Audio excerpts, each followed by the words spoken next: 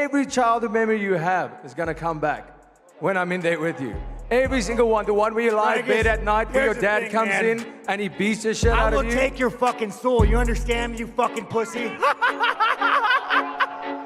Yeah, you fucking laugh, you fucking So it started with Du Plessis sort of being shown. Strickland fires the gun.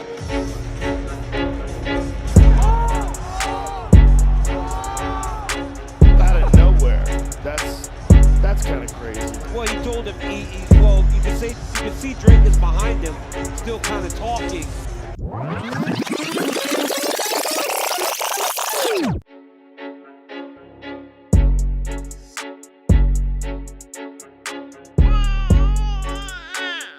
Dricus Du Plessis was born on January 19, 1994 in the suburb of Hatfield in Pretoria, South Africa. Growing up, Du Plessis adapted to sports quickly, starting judo at 5, wrestling at 12, and kickboxing at 14. As a teenager at the age of 17, Dricus Du Plessis won a gold medal at the WAKO Junior World Championships for K1 kickboxing in 2012, becoming the first to do so for South Africa. Dricus then transitioned into mixed martial arts and had his first professional fight the following year in 2013. Dricus took his debut fight by short notice in the Extreme Fighting Championship, also known as EFC Africa, and finished his first ever fight 1 minute 18 seconds into the first round by technical knockout.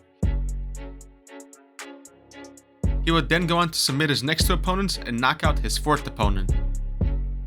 In 2014, after 4 professional fights, Dricus earned his first ever title shot against the then EFC middleweight champion Garrett McLennan.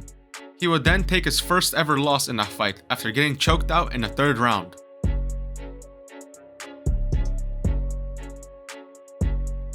But that didn't stop Dricus. In 2015, Dricus moved down to welterweight and won his next 3 fights, all with a rear naked choke. In 2016, Dricus fought Martin van Staten for the EFC welterweight championship and won by guillotine choke in the 3rd round, becoming the EFC Africa welterweight champion. Shortly after, in 2017, Dricus fought for the middleweight belt once again and won by using a guillotine in the 1st round, becoming a 2-weight champion in EFC Africa.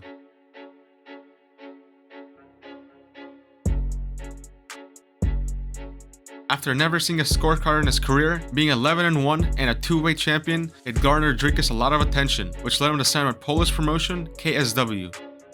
Thrown straight into the deep end in his first ever fight in KSW, he upset the then KSW welterweight champion Roberto Soldic, knocking him out in the 2nd round. However, in an immediate rematch, Dricus lost to Soldic after getting knocked out himself in the 3rd round, giving Dricus his 2nd ever loss. Dricus quickly rebounded with a TKO in his 3rd KSW fight and then returned to Africa to defend his middleweight belt, winning that by another one of his guillotines.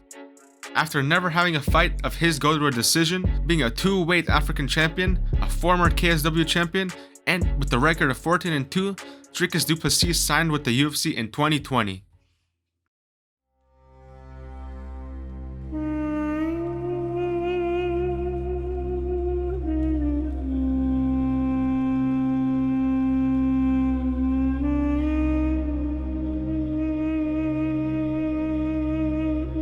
On October 10, 2020, Dricus Du Plessis would start his UFC career, making his UFC debut during the time of COVID on the infamous Fight Island, taking a short notice fight a few weeks prior against Brazilian Marcus Perez.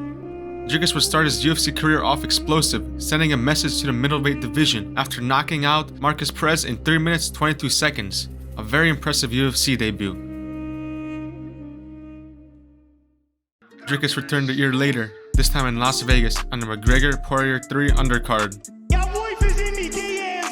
and faced a very game Trevin Giles, who was coming off a win against Roman Dolidze. But Dricus didn't care.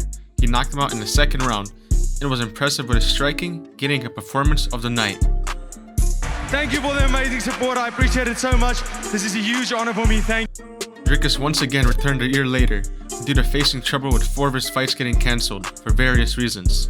Returning on a UFC 276 card, he faced veteran Brad Tavares in the prelims. And for the first time in his career, Dricus saw the scorecards, winning the fight by a unanimous decision. This also saw him enter the middleweight rankings. In December of 2020, Dricus faced his first big name in Darren Till. While Till was washed up, it was still fair game. However, Dricus made it look easy, ragdolling Till the whole fight until submitting him in the third round. This was another dominant victory for Dricus, propelling him further up the rankings. 4 months later, Dricus would get another step up in the rankings, fighting the experienced Derek Brunson. Dricus demolished Brunson, winning the fight via doctor stoppage. However, there was one major talking point from his last fights.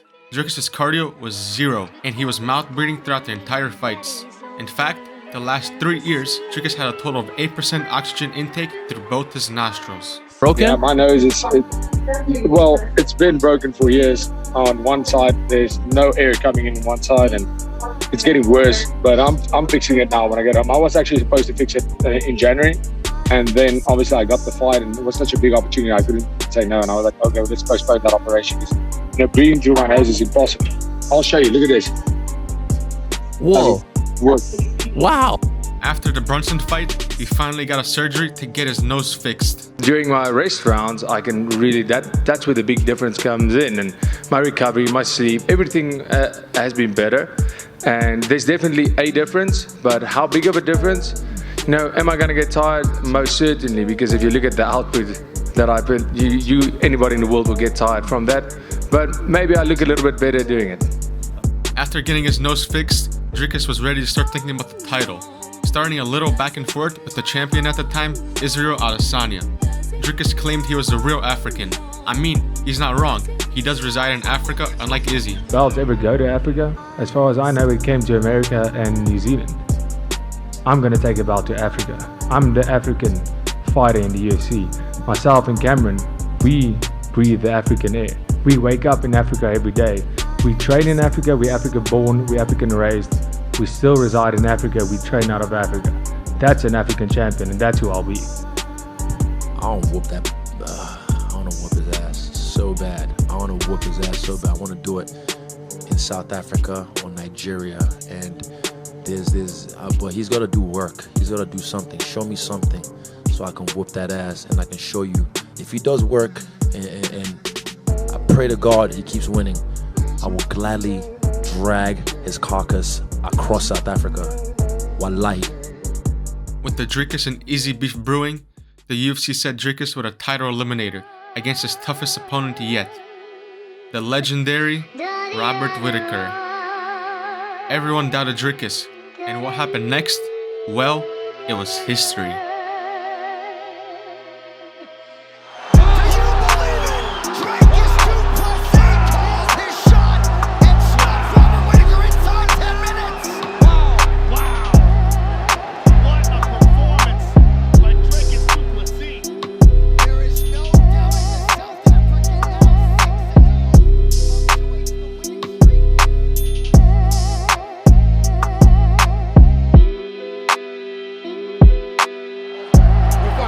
Relax. This is my African brother right here. Let's go. What's up? Get don't do yeah, my African brother. Yeah, my African brother. What's up? I'm African, but I ain't no brother of yours, son.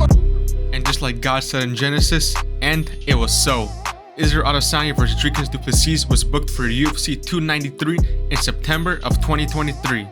However, Dricus' title hopes had to get postponed due to a foot injury he sustained during the Whittaker fight, making him not be able to fight in September. I had a fracture in my foot and a tear in the ligament. And I couldn't walk. I could not walk on my foot. With Dricus being out, Dana White would feed another contender to Israel Adesanya. However, that was Sean Strickland. Well, how did that turn out?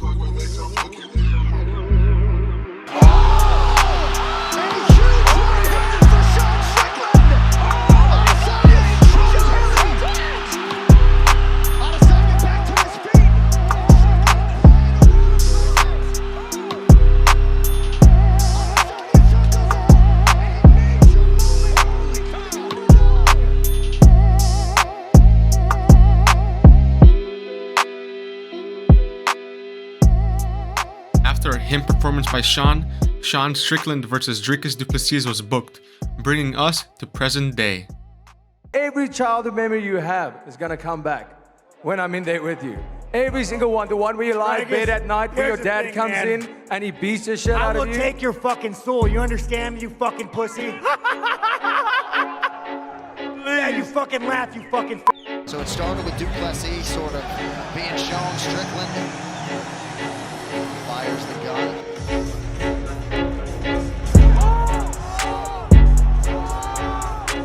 Out of nowhere. That's kind of crazy.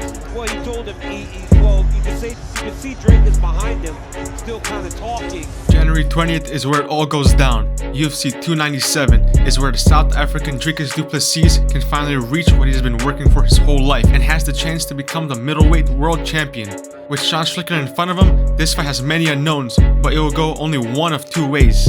Will Sean's chin be able to handle Dricus' power? And if it does, will Dricus be able to handle 5 rounds against a cardio machine like Sean Strickland? I don't know, but there's only one way to find out. But one thing I do know for sure is if Dricus Du Plessis wins, Israel Adesanya will surely be waiting in the wings. Man, I can't wait for this fight. I spent a long time working on this, so I hope you guys enjoyed. Make sure to like, subscribe, and comment. It'll be much appreciated. I'll see you guys next time. Peace.